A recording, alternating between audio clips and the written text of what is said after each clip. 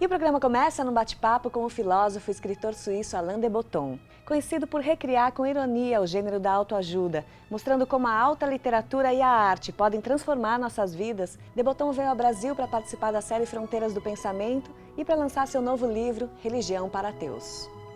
And God said, "Let us make man in our own image, after our likeness." I think I have a practical approach to religion. I'm an atheist, and what interests me is not so much the doctrines of religion, the ideas of salvation or an afterlife. I'm not so interested in that.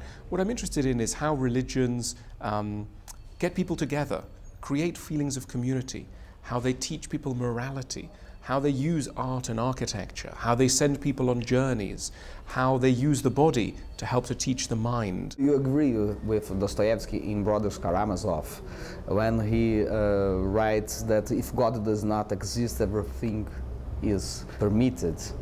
No, not at all. You only have to see how atheists live together, and not everything is permitted at all.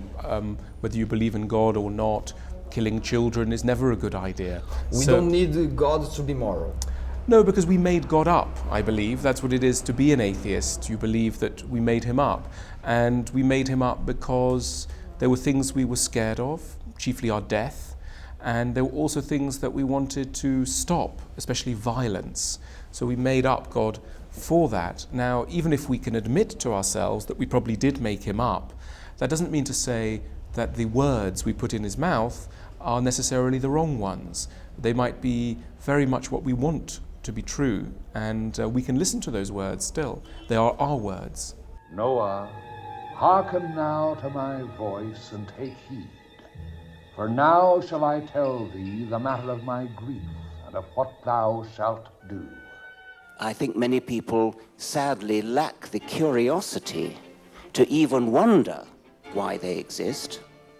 And for that, I think the blame probably lies with religion, which supplies a false explanation for why we exist, a false explanation which nonetheless naive people find satisfying. Did you write Religion for Atheists as a reaction to aggressive atheists such as Richard Dawkins or Christopher Hitchens? Yes, very much so. I mean, I think that the kind of atheism that says that religious people are not just wrong, but stupid or childish or immature, this kind of atheism doesn't appeal to me. I think the real challenge is to say, if you don't believe, what is it in religion that I can use, that I can learn from? I think many novelists are not directly Christian, but they are clearly inspired by Christianity and want their books to teach moral lessons. So if you look at someone like Jane Austen in England in the 18th century, she was writing in a way modern gospels, modern fables about how to behave.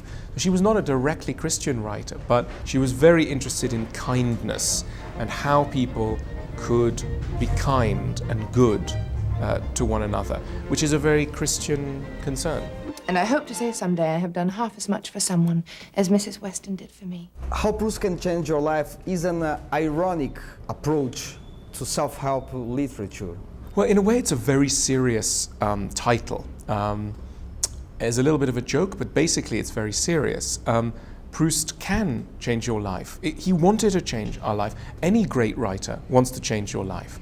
The modern world thinks that writing is a diversion, is an entertainment. If you speak to a businessman in Sao Paulo and say, what is literature? They'll say it's really nice on the holidays to read a bit of literature. My wife likes reading literature by the swimming pool. This is not how writers see it. They see it as the meaning of life. They want to change our lives. And in a way, I was satirizing. Why is it that self-help books are normally written about idiotic things? How to make $1 million in 5 minutes, when actually the world is full of very serious and good ideas from people like Proust. So the polemical point was to say, let us treat high culture with reverence and love, but let's also not be afraid to ask quite direct questions of it and try and learn from it and use it for our daily life. Which other writers could help us to change our lives? Any good writer. any good writer, is the definition of a good writer, that they are able to see things with a kind of clarity that can help us. You know that feeling when you close a book and suddenly the world is sharper, in sharper focus, because what's happened is you have been trained to see the world in the same way that a very intelligent mind sees the world. So you notice much more. It's like having a new pair of glasses. And any good writer does. This is what literature is. It's a series of good glasses.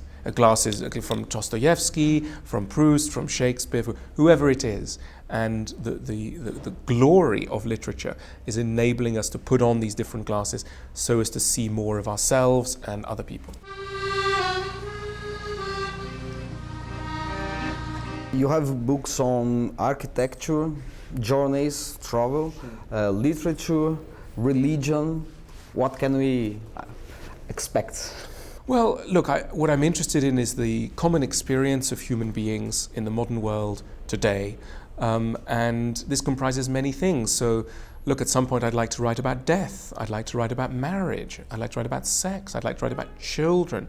I'd like to write more about money. You know, the topics that are in the air are the topics that make up our life. This is what we are as human beings. And that's what fascinates me.